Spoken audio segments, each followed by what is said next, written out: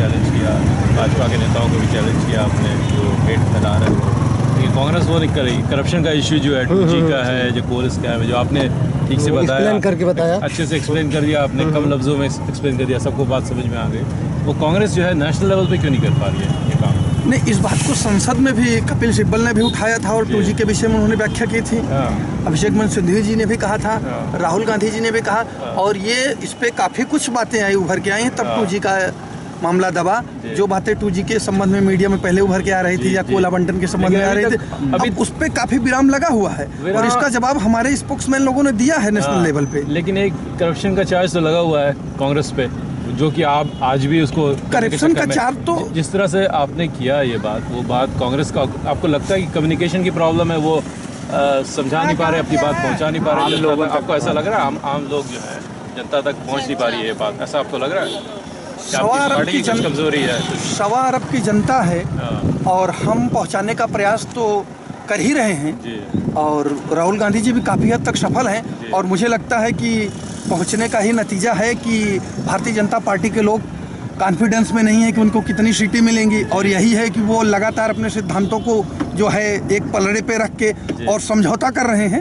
तो हमारी नीतियां पहुंचने का ही वो उनके ऊपर ये दबाव है। ऐसा नहीं कहा जा सकता कि हमारी नीतियां लोगों के बीच में पहुंच नहीं रही। ये बताइए, फूलपुर जैसा कि अभी हमने भाषण में सुना, 3 प्रधानमंत्री यहाँ से इलेक्ट हो चुके हैं, फिर भी आप बात करें कि प्रगति नहीं है, प्रगति के नाम पे जीरो है। आपके ही एक साहब ने कहा था, नेता ने यहाँ पे। तो ये बताइए कि कांग्रेस जब यहाँ से रिप्रेजेंट कर सकी है इतने सालों से, 3 प्रधानमंत्री आपने यहाँ से, आपके नहीं, एक तो VP सिंह आपके नहीं थे, चले, लेकिन नेहरू जी यहाँ रह चुके हैं, उसके बावजूद क्यों है तो बुरा हाल है? मैंने देखा वहाँ पे नाली ये भी देखा, नाली खुदी हुई है, लेकिन पक्के देश की आज़ादी के बाद ऐसा क्यों है, जबकि आपकी सरकार इतने साल रहे हैं? देश की आज़ादी के बाद नेहरू जी 3 बार यहाँ से चुनाव जीते हैं जी। तो उन्हीं की देन है कि आपका फूलपुर फर्टिलाइजर लगा और जो भी आपको प्रगति दिखी थी फूलपुर में, फूलपुर का एक नाम था, वो था उनके जाने के बाद।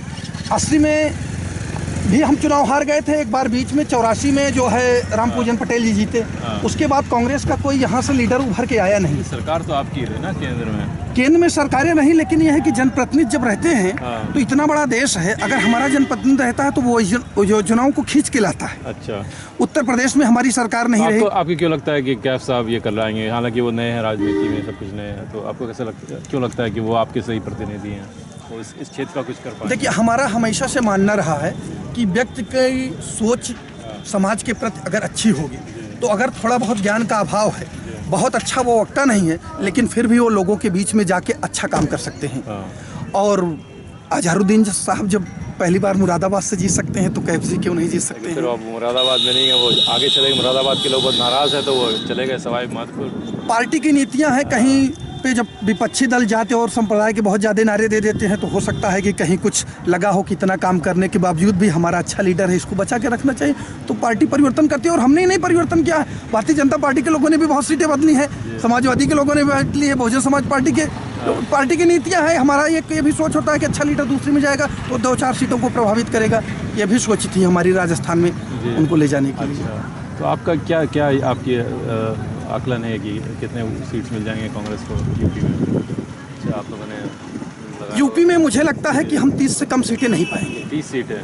जी हाँ। पिछली बार कब मिली थी? पिछली बार हमें 22 सीटें मिली थी।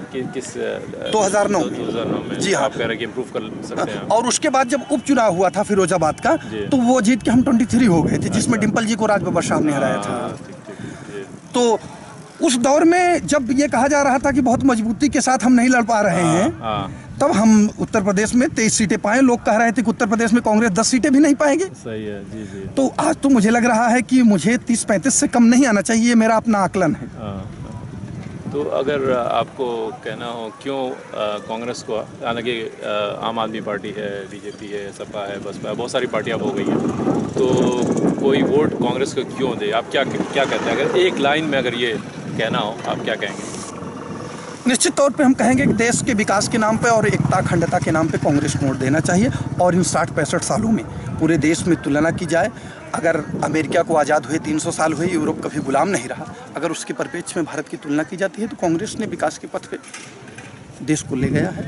निश्चित तौर पर इसलिए कांग्रेस को वोट देना चाहिए। बहुत बहुत शुक्रिया। बहुत अच्छा बोलते हैं आप।